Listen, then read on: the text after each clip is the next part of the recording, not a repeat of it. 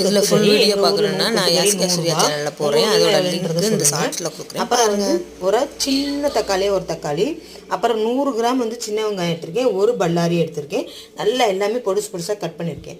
அப்புறம் ஒரு சில்லு, அதாவது 1.5 சில்லு தேங்காவை இந்த மாதிரி கீறி வச்சுருக்கேன். ஒரு சின்ன உருளைக்கிழங்க வெட்டி தோல் நீக்கி வச்சுருக்கேன்.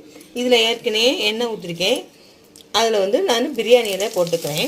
பிரியாணியில் இதாகட்டும். இந்த மாதிரி கொத்துக்கறி செஞ்சு சாப்பிடுங்க, சூப்பராக இருக்குங்க. வடச்சட்டியில் செஞ்சு சாப்பிடுங்க. இது எப்போவுமே இந்த மாதிரி செய்யும்போது எங்கள் அம்மாவோட வடச்சட்டியில் செய்வேன்.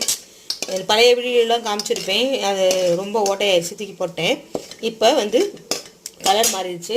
இந்த சமயத்தில் நம்மளோட வெங்காயம் இது எல்லாத்தையுமே நம்ம ஒட்டுக்கா இதில் போட்டுட்டு உங்கள்கிட்ட காமிக்கிறேன்.